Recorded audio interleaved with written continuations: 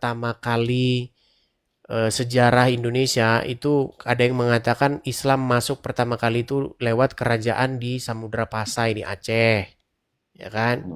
Kerajaan Islam. Terus ke tanah Jawa itu lewat Demak, masuk kerajaan Demak.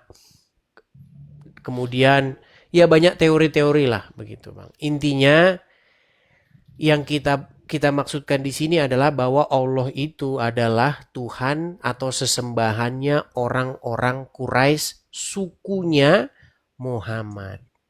Setuju, itu sih fakta ya. Yang apa yang dibicarakan Bang Edi sini memang fakta. Ya sesembahannya suku Quraisy karena Islam ini datangnya kan dari sana juga, dari Arab. Ya, Betul sih Bang. tetapi Bang, yang perlu diluruskan, janganlah pernah mengatakan bahwa Allah itulah yang disembah atau yang Tuhan yang ada di dalam kitab-kitab Taurat maupun Injil. Atau Allah itulah yang diberitakan oleh para nabi-nabi sebelumnya. Emang Makanya di tidak Injil ada, nggak ada perkataan Allah Bang? nggak ada. Makanya tidak ada nabi-nabi terdahulu yang ada nempel Allahnya. Coba Bang, Hmm. maksud maksud ngerti nggak Bang? Nama Allah nama orang tapi nempel nama Allah. Contohnya, saya kasih contoh. Amrullah. Itu kan nempel nama Allahnya, betul nggak? Betul nggak? Nempel. Betul, betul, Kemudian, betul. kemudian Abdullah. Ah, iya benar, benar, benar, benar. Terus kemudian apa lagi? Coba bantuin saya. Saifullah. Saifullah. Heeh. Terus apa lagi? Eh, apa? Duloh ada, Duloh, Duloh juga ada. Duloh, ya. Kenapa seperti itu? Karena nama Tuhannya ditempelin ke nama. Itu lumrah, Bang. Di Timur Tengah itu lumrah kayak begitu. Makanya tidak ada satupun nabi yang namanya itu ada lohnya, ada lahnya. Allahnya nggak ada. Melainkan nama-namanya itu mengandung nama Yah. Contoh, Hmm. Zakaria, Hmm. Yahya, Ya, ya. Isaya. Saya. Kemudian apa lagi? Pokoknya ada Yahyanya, ya kan? Hmm. Hmm. Itu membuktikan bahwa nama-nama Tuhan yang ditempelkan nabi-nabi terdahulu itu ya. Makanya haleluya begitu kan. Yesaya, Yeremia, apalagi Yehezkiel. Ya itu Bang. Termasuk nama Yesus, Yeshua. Itu mengandung kata ya itu juga. Itu yang benar itu seperti itu. Makanya Tapi nggak di ada nabi bernama Abdullah, Saifullah nggak ada. Makanya saya bilang Bang, kalau kita mengkaji ini secara benar, masih ketemu, kita masih bisa melacaknya. Secara ilmiah, secara akademis masih bisa kita lacak. Begitu loh. keren, keren Bang Edis, keren. Itu Bang. Dan Jadi makanya aku makanya janganlah Abdul Somad dengan nada-nada agak sedikit ngeledek begitu berkata haleluya. Dia nggak tahu itu nama-nama di dalam nabi-nabi terdahulu itu ya iya itu. Bang Edis, maaf ya aku mau jujur. Kenal Hmm. Bang Edis itu ya ngikutin gitu, suka nonton gitu. Dari tahun berapa ya? Udah lama kayak. Tapi dulu aku benci loh sama Bang Edis. Iya bang. Kalau orang pertama-tama nonton saya itu pasti benci bang dia. Pasti dia kesel gitu. Kesel si Edis kalau ada di tanah gua udah gua bejek nih. Dulu kan penuh kebencian Iya. nih diri itu. Makanya Ya betul bang. karena Seperti yang saya katakan begini. Sekali Anda menonton Edis TV. Pastilah Anda itu akan merasa kaget dan marah-marah. Kedua kali Anda akan mencari tahu bener nggak sih yang diomongin ini? sampai aku Iya, cek di YouTube gitu kan masa lalu Edis ini apa sih seperti. Terus pernah ada yang ngebongkar Bang Edis pernah katanya dituding pernah jadi Islam gitu kan. Terus sampai akhirnya saya telusuri, saya amati, tapi Bang Enis ini secara hati nuraninya memang bagus. Menurut saya tidak melontarkan kebencian-kebencian seperti teman-teman kita yang lainnya, apologet-apologet lainnya gitu. Baik di apologet Kristen maupun di apologet Islam itu sendiri gitu. Kayaknya Bang Edi ini santai-santai aja gitu, orangnya tenang gitu. Secara energi gitu ya Bang ya. Ya, pokoknya seperti itu Bang yang saya bilang Bang. Sekali Anda nonton, pasti Anda kaget, Anda marah. Kedua kali Anda Mm-mm. nonton, pasti Anda mulai cari tahu nih. Bener nggak nih yang dia omongin ini, ya kan? Nah ketiga kali Anda sudah mulai manggut-manggut. Nah Anda sudah masuk ke tahap yang ketiga ini manggut-manggut. Nah Maaf ya, hati-hati yang keempat ya. besok. Maaf ya Bang, dulu pernah benci gitu secara hati gitu, secara Tidak pikiran mengapa ya Bang. pokoknya full full benci gitu kepada abang ini. Ya, Aku dulu segala dukung. sesuatu itu bertahap, Bang. Dahulu Mm, juga seperti itu. Apa yang terjadi terhadap Rasul Paulus juga seperti itu. Pertama, dia adalah seorang pembenci. Tapi mm, yang kedua, yang akhirnya dia menjadi seorang yang maju bersama-sama begitu dalam pemberitaan kebenaran tersebut. Begitu. Oke lah, Bang, kita kasih kesempatan dulu ya kepada yang lain ya, Bang ya. Oke. makasih Bang. Makasih Abah Jack. Selamat pagi. Sehat-sehat selalu Bang. Sama-sama Bang, sehat selalu. Ya, silakan teman-teman yang lain ya. Mari kita diskusi dengan baik, silakan. Selama ini kalau Anda merasa bahwa apa yang saya katakan itu tidak benar, bahwa menurut Anda saya keliru, boleh silakan kita diskusikan. Cuman dalam diskusi itu yang perlu Anda ingat prinsipnya itu kita diskusi ini bukan mau saling caci maki memaki. Tetapi kita membuktikan gitu loh. Apakah Anda yang benar atau saya yang salah seperti itu. Oke, kita kasih naik ada sebentar ya. Kasih naik ada Moms Rahel.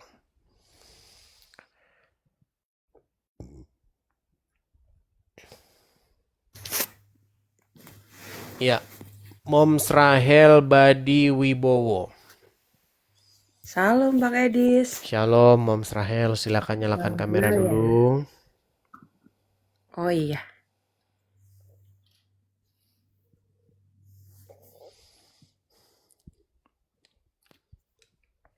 Ya, Moms Rahel, saya mau tanya dulu nih, Islam atau Kristen? Dulu saya seorang Muslim. Dulu seorang muslim. Maksudnya lahirnya sudah dari kedua orang tua muslim atau bagaimana?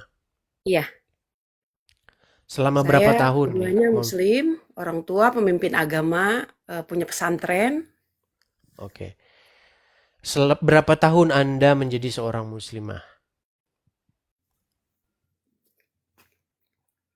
Cukup lama saya mengenal Tuhan. Bukan, berapa tahun Anda menjadi seorang muslimah itu? Saya dari kecil Bang Edis, dari lahir. Iya, sampai umur berapa tahun? Sekitar umur 30 tahun, 35 tahun lah. Sampai 35 tahun. Oke, begini, Moms Rahel. Karena kita ini di sini tidak boleh asal-asal pengakuan ya. Kalau Anda pernah menjadi seorang muslimah, Anda sholat ya dulu ya. Ya, Oke, coba gimana dulu waktu Anda sholat? Ini bukan mau menyuruh membalikkan Anda kembali menjadi muslimah, tapi untuk membuktikan bahwa Anda memang pernah menjadi seorang muslimah pada waktu itu. Gimana? apa yang Bang Edis mau saya baca gitu lah. Contoh misalnya surat apa, niat sholat atau apapun atau doa makan apapun lah yang mengingatkan, membuktikan bahwa Anda pernah menjadi seorang muslimah.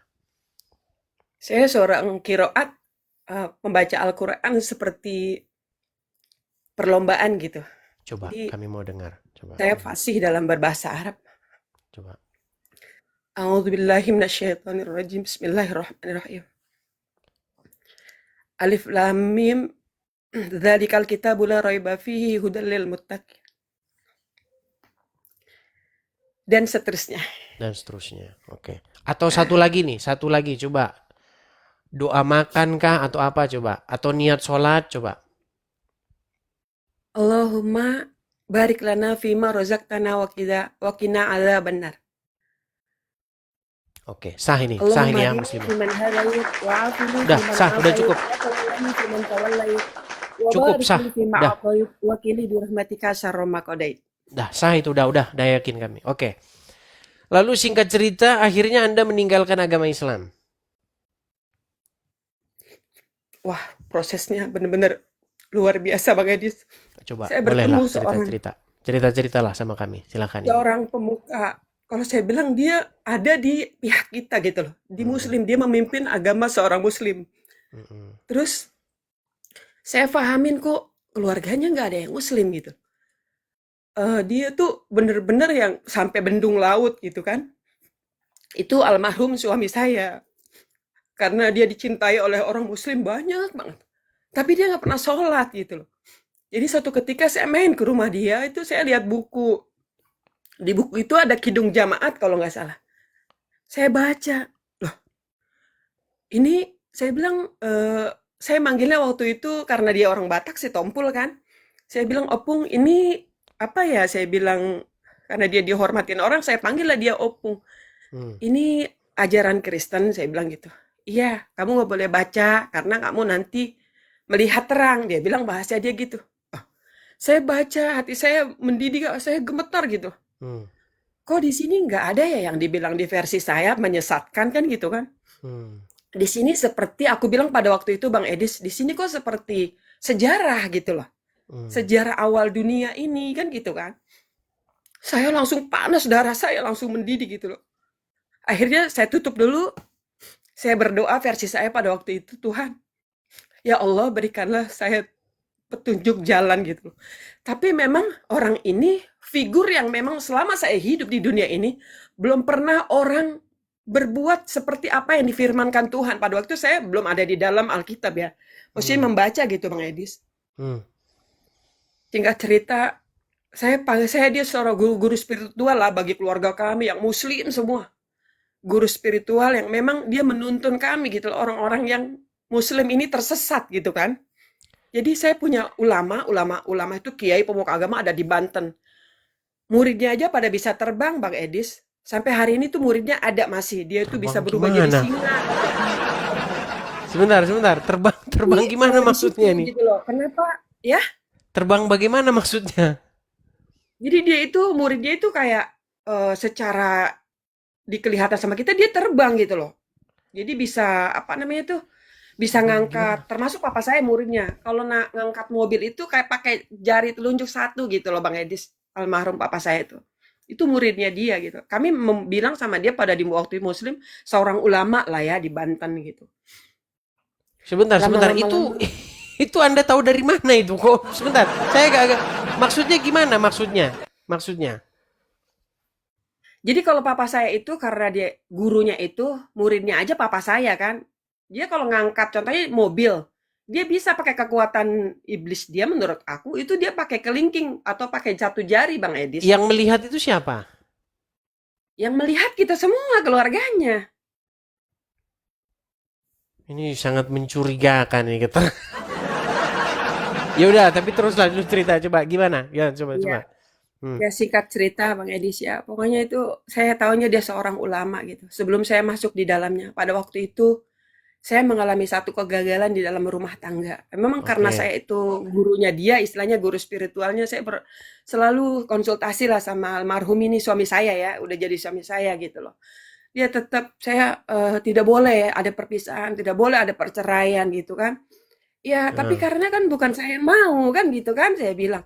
Kalau seandainya dia berpikir bahwa kalau kita berbuat baik itu bagi dia, kalau orang Muslim itu kita benar-benar harus tunduk di kaki dia gitu kan.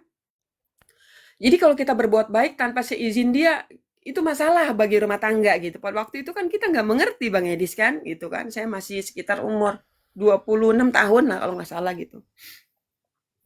Udah tuh Bang Edis ya, pokoknya kita hancur lah rumah tangga gitu. Nah kita berteman dulu, ya pokoknya saya mengagumi dia sebagai seorang yang memang belum pernah saya bertemu orang baik seperti dia gitu loh.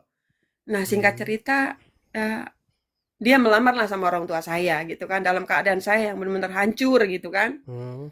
Itu lama sih prosesnya, sekitar berapa tahun lah baru gitu. Dia ngomong sama saya, "Kamu mau nggak jadi istri saya?" Kebetulan orang tuanya sakit, saya nengokin. Nah, orang tuanya itulah yang melamar saya sebenarnya, bukan suami saya itu yang setompul gitu loh. Hmm. Akhirnya ya, saya bilang kalau Bang Edis pernah nanti ke Banten, nama dia sampai sekarang masih harum. Bang Edis suami saya itu masih, walaupun udah nggak ada gitu loh. Bagi orang Banten itu, karena perdukunan semua diberantas oleh dia, bagi mereka itu almarhum suami saya itu terlihat oleh dia selalu tangannya bolong gitu loh, kakinya bolong gitu. Saya merasakan memang dia benar-benar Tuhan besar di diri dia sampai dia berangkat. Hmm. Wah, kalau Bang Edis kita bukuin, laut aja dibendung untuk Muara Gembong ya. Nanti Bang Edis kalau ke Muara Gembong sana sempet gitu loh. Nanti bertanya, bahwa di sana kampung tuh ada kampung mati yang emang orang bener-bener nggak kenal sama Tuhan gitu loh. Dia itu apa ya namanya tuh kagum sama bapaknya Rahel gitu kan. Saya panggil bapaknya Rahel. Karena orang sana yang emang nggak layak buat dipekerjakan, udah pada muntah darah, udah macem-macem lah gitu kan. Bagi mereka orang muslim itu dihina lah kalau orang susah. Terus kami angkat gitu loh sama bapaknya Dede, dulu kita pelayanan. Kita angkat terus sampai dia layak gitu loh. Sampai pada punya rumah gitu loh, Bang. Hmm. Itu kisahnya kita dulu sebenarnya di Muara Gembong ini. Akhirnya lama-lama dia udah memang usianya jauh Bang Edis dari saya, 20 tahun jaraknya sama almarhum sama saya ya. Jadi itu sakit gitu loh Bang Edis, karena setiap hari di rumah itu dia melayani orang. Orang datang nggak tahu dari mana datang dikirim Tuhan. Sakit nolongin orang sakit gitu loh. Ya pas di saat dianya sakit, semua orang pergi ninggalin hanya beberapa orang saja gitu loh. Hmm. Itu kisahnya almarhum gitu. Oke lah. Buat saya ya dia itu Cuman yang saya masih apa namanya, masih belum mempercayai lah ya. Itu ya seperti keterangan-keterangan Anda tadi mengatakan bahwa laut dibendung, terus apa, mobil diangkat pakai jari. Itu kebenarannya itu ya itu sangat-sangat. orang muslimnya. Itu karena menurut saya itu Hmm. Bang Edis bisa karena saya saksi sejarah sendiri ya, saksi sejarah gitu loh. Saya kan mengenal Tuhan cukup lama, sebenarnya Tuhan sendiri. Bahkan almarhum papanya si Dede, walaupun dia pelayanan begitu besar gitu loh, dia nggak pernah ngaku bahwa di versinya itu dia seorang Kristen. Tapi saya tahu di dalamnya dia Tuhan Yesus itu besar di diri dia, Bang. Gitu loh. Lemah Oke. lembut gitu. Jadi Muara Oke, Gembong itu tapi begini ya, ombaknya laut, Bang. mengenai hal-hal yang magic atau apa, seumur hidup saya. Jadi gini, seumur hidup saya melihat atraksi-atraksi magic seperti itu waktu zaman saya masih kecil. Pada waktu itu, teman saya itu, bukan teman saya, di atas saya sih, kakak kelas saya, dia sunatan. Mm, Nah, ya, sunatan terus acaranya itu, kalau zaman dulu itu kan kalau sunatan ada acaranya. iya, Ada jaran-jaran kepang, kemudian ada apa janger atau apa itu. Terus saya masih ingat ini, acaranya ini pada waktu itu adalah Debus Banten. iya. Nah, itu memang saya lihat sendiri di depan mata kepala saya, memang masih kecil saya itu. Bagaimana mereka ada besi begitu ya, di sana besi, di sini besi. Dia buka baju Mm, begitu. Nah, iya, buka baju begitu terus dua orang maju supaya besi itu di tengah begitu kan. Nah, besi itu sampai bengkok dia. Memang nggak tembus ke perutnya. Cuman saya pikir-pikir itu suatu saat itu dibongkar sama pesulap merah kan. Gini, apakah apakah itu magic atau itu adalah sebuah latihan tertentu supaya membuat itu badannya itu kuat dan besi itu tidak menembus perutnya. Terus kedua, mereka makan ini, makan apa? link. Seperti areng begitu kan, bara api Iya, begitu. barang. Kemudian mukul apa di kepala gitu, mukulin apa? Kayak kalau zaman dulu apa kalau bahasa ininya? Usuk, tahu usuk nggak? Kayu kayu beroti itu loh. Nah, itu dipukulkan Iya, ke iya. kepalanya itu sampai sampai kayunya itu patah. Itu kalau kepala orang betulan itu kepala gagal otak itu. Tapi tapi ada yang saya lihat juga berdarah, ada juga yang saya lihat berdarah begitu. Nah, yang saya masih pertanyakan itu sampai sekarang, Saya kalau soal hal-hal begini saya selalu nonton Pesulap Merah karena dia suka bongkar-bongkar yang begitu.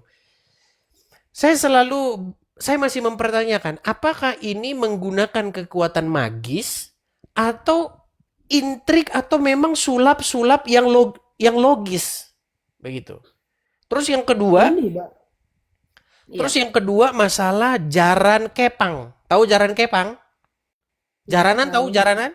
Cuman zaman sekarang saya udah Ya, nggak pernah lihat itu lagi. Kalau zaman dulu saya masih kecil kayak iya. kuda lumping gitu Ya, kan? kuda lumping begitu. Nah, jadi mereka itu dalam melakukan ritual-ritual tertentu, jampi-jampi ada minyak-minyaknya itu serimpi segala macam itu kan. Kemudian ada pakai topeng-topeng itu, topeng kayu, tapi dia bentuknya itu mulut apa begitu, mulut sama anu. Karena saya kan masa kecil saya di Lampung. Lampung itu memang banyak suku-suku transmigran yang masuk ke sana, begitu. Jadi mereka masih menjalankan ritual-ritual yang seperti itu. Nah, apakah itu memang betul-betul menggunakan apa namanya kekuatan magis ya atau magic tertentu atau dia memang pura-pura? Saya masih belum tahu. Gitu. Bener, Bang. Cuman, Itu kuasa iblis sebenarnya. Jadi iblis itu diundang sama dia, Bang Edis. cuman Dipelajari. ini saya pernah mengalami ini. Ini saya pernah mengalami ini betul-betul saya alami. Pernah begini. 17 Agustus, ini 17 Agustus. Ada itu jaran-jaran kepang. Begini-begini kan, pakai. Kan lama-lama kerasukan itu orang. Wah, kerasukan itu sampai dia lari-lari, semua ditabrakin sama dia itu. Saya pernah ketabrak. Waktu saya ketabrak, saya pusing. Tapi saya nggak kesurupan. Tapi saya pusing-pusing mual begitu. Ketabraknya bukan ketabrak seperti orang ketabrak motor. Kalau orang ketabrak motor kan sakit. Ini kayak kesenggol begitu. Memang saya pernah kesenggol. Waktu saya kesenggol, saya rada-rada mual. Mual pening gimana. Tapi saya nggak sampai kerasukan. Tapi ada orang yang ketika ditabrak begitu dia kerasukan.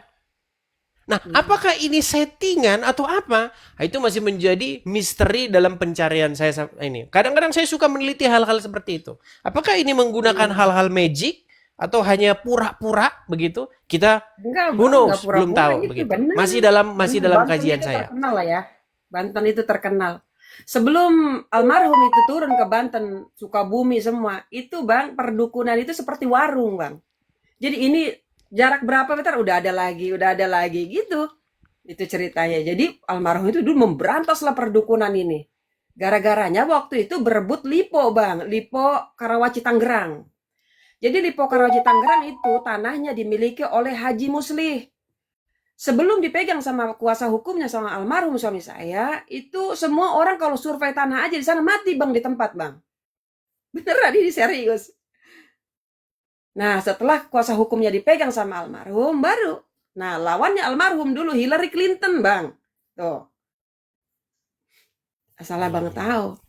Jadi ya pokoknya banyak banget Tapi saya kisahnya belum tahu persis lah itu. kebenarannya. Saya juga nggak berani Iya, mengatakan itu betul. benar atau apa. Yang intinya untuk hal-hal seperti itu, memang saya sampai sekarang itu masih melakukan kajian-kajian. Kadang-kadang kalau saya iseng-iseng, saya tonton-tonton begitu. Apakah benar itu adalah memanggil arwah, kemudian arwah itu dimasukin ke badan seseorang sehingga dia mengalami Iya, gila eksorisme iblis. gitu melalui apa namanya manifestasi gitu seperti itu, belum tahu juga itu karena ini juga sesuatu hal yang masih saya kaji seperti itu. Sebenarnya dunia roh yang sesungguhnya itu seperti apa gitu. Karena saya banyak melihat tuh orang tuh pura-pura gitu. Contoh misalnya ketika ada orang, saya nonton videonya sendiri nih, dibaptis. Nah, ketika dia Iya. dibaptis, wah, aku adalah ini. Ini orang bohong apa gimana? Iya. Itu masih Ada yang masih gitu ya. dalam penelitian saya begitu. Karena saya pengen tahu betul yang dimaksud dengan dunia roh itu yang sebenarnya originalnya itu seperti apa begitu. Karena kalau kita baca di dalam Injil, memang ada orang-orang yang kerasukan setan. Contohnya orang gila di Geraza. Ketika Tuhan Yesus berjumpa dengan orang gila di Geraza, itu kan apa-apa ditabrakin itu kan, dirantai apapun putus. Begitu kan? Nah, seperti apa manifestasinya ketika itu? Nah, saya pengen tahu persis yang sekarang itu masih terjadi sampai sekarang tuh seperti apa. Karena saya banyak melihat ada, saya nggak mau sebut namanya lah, tapi saya masih meragukan begitu. Ya, ada yang dia bercerita begini segala macam, saya masih meragukan. Saya kasih satu aja namanya, contoh namanya langsung. Ada seorang yang dulu dia itu mantan dukun atau segala macam, namanya itu Ki Gendeng Pamungkas. Iya, iya. Nah, terus dia sekarang Pernah namanya dengar. pendeta siapa Daud gimana gitu. Cuman saya kalau saya perhatikan video-videonya, terus terang saja saya pribadi, saya belum yakin dengan Iya, omongannya. benar. Saya belum yakin. Soalnya Begitu. kalau memang benar aslinya dari sana, Bang, kalau menurut saya, Bang Edis ya, nggak tergetar hati kita sebenarnya. Tapi kalau sama-sama hidup Tuhan di dalam diri kita, contohnya di Bang Edis, sama saya, itu kita darah kita sebenarnya ngomong, Bang, Roh Kudus di dalam diri kita ngomong. Yang saya tahu ya, kayak bahasa roh. Contohnya bahasa roh, saya juga masih belajar ya, Bang ya, di Kristen gitu loh. Saya rasa kalau bahasa roh itu sebenarnya Tuhan sendiri yang mempelajari saya, kalau saya Ya, tahu. itu Jadi saya dia begini, datang saya tidak tiba-tiba saya menyangkal. bangun gitu, Begini, Bang. begini Moms Rahel, begini. Hmm. Saya itu tidak pernah menyangkal dunia roh, dunia-dunia seperti itu. Karena Alkitab kita bercerita tentang itu. Begitu loh. Cuman Iya benar. yang betul-betul yang real, yang bukan mengada-ngada, yang bukan settingan, itu yang seperti apa? Itu yang saya cari sampai sekarang, begitu. Iya benar. Kalau kalau orang betul-betul dia kerasukan, biasanya dia itu akan membawa pesan-pesan. Ada yang cerita sama saya, tapi saya nggak lihat langsung. Jadi ada seseorang. Nah, seseorang ini dirasukin setan. Nah, waktu dia dirasukin setan, itu suaranya itu ganti. Suaranya berubah. Iya. Persis seperti setan yang rasukin itu. Nah, Heeh, cuman benar. saya belum pernah lihat langsung, tapi dia ceritanya begitu. Jadi ada seseorang namanya perempuan ya, seorang ini perempuan, dia kerasukan. Waktu dia kerasukan itu, kerasukan contohnya kerasukan kalau orang Batak itu namburunya misalnya begitu. Nah, Nah, suaranya itu berubah jadi suaranya sang arwah itu. Dia kalau ngomong sehari-hari nggak begitu suaranya. Nah, cuman saya belum lihat langsung begitu. Cuman ceritanya begitu. Nah, apakah itu yang dimaksud dengan kerasukan atau seperti apa? Nah, itu masih dalam pengkajian saya. pembelajaran ya Bang. Kita terus Masih dalam kajian menggali. saya seperti itu. Heeh, benar Bang Edis. Ya kalau saya sih ajaib Tuhan itu sama saya Bang. Istilahnya menemui saya gitu ya. Dari yang memang saya cuman bilang gini sama almarhum dulu. Saya sakit tuh Bang ceritanya. Saya bilang gini udah jadi suami sih ya. Terus saya bilang, "Pah, coba dong saya mau baca, beliin Alkitab." Saya bilang gitu sama dia. Terus dia bilang apa? "Jangan Mi, nanti kamu katanya kalau kamu mengatakan kebenaran, dunia ini akan musuhin kamu semuanya. Kamu akan ditinggalkan orang tua kamu, saudara kamu, semua yang ada di firman itu." Itu sudah terjadi sama saya, Bang. Sudah terjadi. Akhirnya pas giliran papanya Dedek nggak ada tuh, berangkat ya, Hmm. Bang. Semua keluarga bersatu gitu loh untuk supaya saya kembali ke keyakinan yang lama gitu. Saya bilang, saya jawab gini, Bang. Saya bertemu Tuhan, saya di jalan yang terang bukan karena suami saya, tapi saya melihat figur Tuhan Yesus ada di dalam diri dia. Dialah yang menjalankan firman Tuhan. Saya bilang gitu. Orang yang benar-benar pakai tubuhnya itu, firman Tuhan itu benar-benar melekat di dalam tubuh dia. Saya bilang. Jadi Tuhan Yesus sendiri yang menemui saya. Dia datang kepada saya pada waktu itu, ceritanya Bang saya sakit. Entah saya sakitnya itu apa, saya nggak ngerti. Cuman saya untuk ke kamar mandi aja, saya merangkak Bang. Hmm. Dia panggil Tuhan Yesus tolong saya. Terus saya nggak berhenti antara tidur dan enggak. Hmm. Turunlah Tuhan Yesus dari foto ini Bang. Hmm. Turun dia langsung menemui saya. Dia bilang apa sama saya? Bangun kamu, saya udah di kubangan Bang, kubangan kuburan. Saya pegangan tiang-tiangnya aja udah nggak bisa Bang. Terus dia pakai kain apa Bang, saya nggak ngerti. Pokoknya dia pakai gitu. Dia ulurkan tangannya, kamu bangun. Dia bilang, pegang tangan saya. Saya bangun Bang, jalan. Itu pertama kali saya berjumpa dengan Tuhan. Terus keduanya Bang, saya berjumpa kembali. Waktu itu kalau nggak salah ulang tahun saya.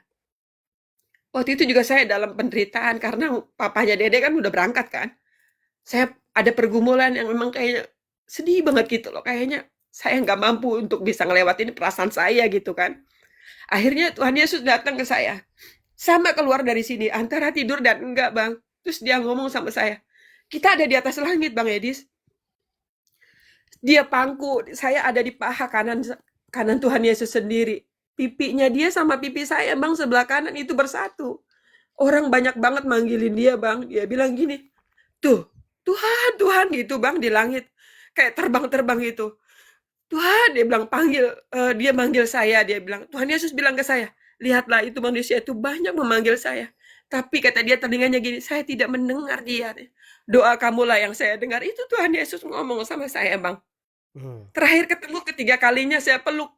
Saya ada di belakang pinggang dia, Bang. Hmm. Nah, yang pas aku di atas langit itu, Bang, saya di paha kanannya, di kaki kiri ada 2 orang.